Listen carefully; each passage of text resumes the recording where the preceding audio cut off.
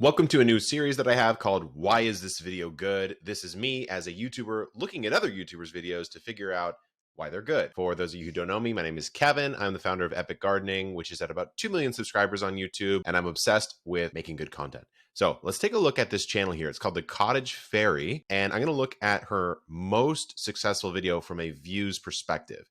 So the first thing you have to look at, of course, is the thumbnail and the title. A girl looking outwards towards sort of a bright future, a beautiful landscape, nice blue skies, and it says leaving the city forever. And then the title, What I Learned from Living in a Rural Cottage. It's a little cut off here, but it says how I live a quiet, peaceful life. But you get the meat of it here. So what's nice about this already is that the title and the thumbnail are different if you're going to put words on the thumbnail. So the thumbnail says leaving the city forever, and then what I learned from living in a rural cottage. So, well, where'd you go when you left the city? She went to the rural cottage, and this is what she learned.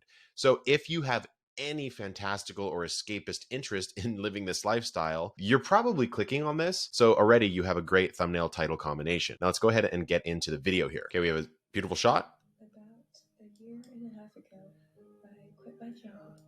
So first thing she says, about a year and a half ago, I quit my job. If you are someone who wants to do this, that's extremely interesting to you because you know already when you're watching this that she has done something successful after the fact. She's achieved what she wanted to do because she's walking through this beautiful front doorstep. Moved to the countryside and started a new life. So she's sort of VOing an aesthetic right here. So she has this double zinnia. There's this peaceful piano music playing. There's definitely a fantastical or escapist aesthetic going on. And she's telling you Since then, what she did. I've learned quite a few lessons on how to cultivate a feeling of abundance while living simply. So what I've noticed about channels in this genre, which I guess I would call cottagecore, is they do a lot of music plus B-roll plus sort of a vibe type of video where they'll intersperse a voiceover with really pretty visuals. And sometimes they let those hang a little bit, like right here. Normally, when you see like retention obsessed people, they will cut things like this out because they think it's hanging and you're not actually progressing anything forward. But what I've noticed from these channels is there's sort of a response to that, like a rebound effect from that, where they'll actually let these moments hang. So she's collecting flowers here. You're wondering for what? I grew up moving quite a bit.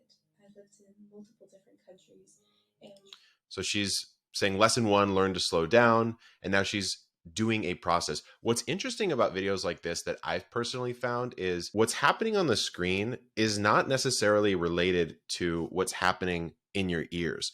So you have this sort of dual process running where you're kind of curious, what is she going to do with, I believe those are calendula flowers. What is she going to do with these calendula flowers? But you're listening to a story that is completely different. And so you're double engaged, which is probably what helps float over some of these slower moments. traveled to even more.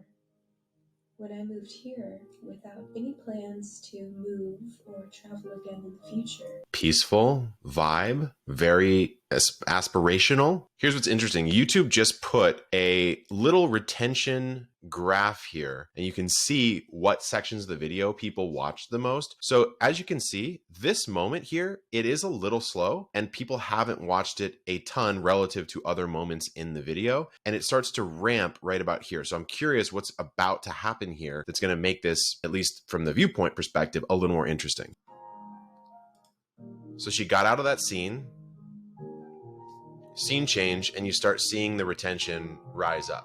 It's interesting that she went to a couple scenes of outdoors and then went straight back in to the indoor scene here. And she gets to her second lesson, and take a look. The retention starts to spike once she gets to her second lesson. It kind of feels like this might have been a little long. What you'll notice from her shots is they're all very sort of artsy and set up. It's interesting sometimes, like this is in focus here, her hand. The real action is sort of happening over here. So this could have just been an error or it could have been an intentional choice, but you would imagine you'd blur this out and have the focus racked over here.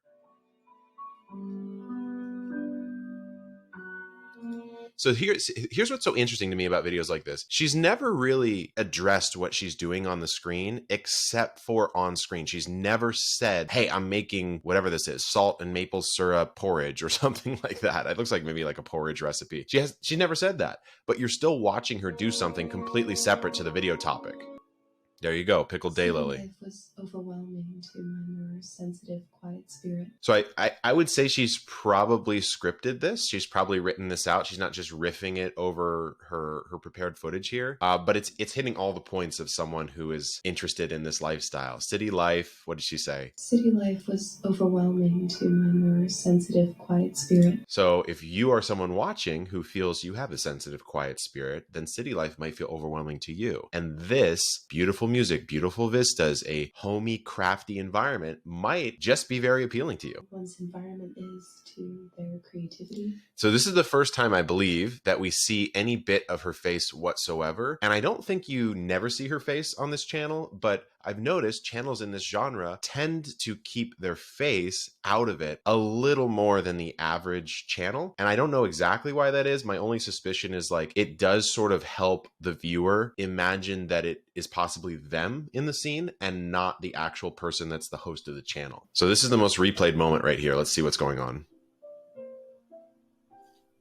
I no longer needed to travel or to acquire things in order to feel. I think it's probably that you're putting cool stuff on toast. Everyone loves that. Constantly reminds She's me drawing a little mouse. I mean, she really is hitting all the notes here of this, the perception at least of this lifestyle. I hope this video brought you some peaceful thoughts. Now, here's what's interesting, guys. If you watch here, you'll notice right around here, she said, this is a 7 minutes, 22-second video. Right around here, said, I hope this video brought you. I hope this video brought you some peaceful thoughts. She hopes the video brought us some peaceful thoughts. That was said at 6:43. There's still about 30 seconds left to the video, but she just told you the video's ending. And you can look right here on the graph. The retention just absolutely craters right about here. People are out already. So what you could do here is you could switch this up. You could at the very end say, I hope the video gave you a sense of peace and well-being. You could make your final point a little earlier with that interesting B-roll and then get out of the video at the very second that the viewers know, hey, this thing's probably over. Because you can see her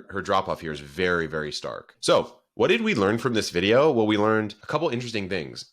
We learned that you can have a visual story being played out, while an auditory story that's completely separate and is more the point of the video is also played out. So that's really interesting. I think the blending of the really aesthetic, sort of fantastical, escapist aesthetic is nice with the lessons that have been learned by this person who's obviously changed her life dramatically. I think there's a couple moments that are a little slower than they need to be. And there's also an outro problem, which almost all YouTubers have, including myself. We tend to wax on at the end of a video and viewers just simply don't care. They just peace out and they leave. So if you enjoyed this, comment videos you want me to review and react to and try to dissect, because I'm having a lot of fun doing this. I'm learning a lot. I hope you are too. Good luck, and I'll see you next time.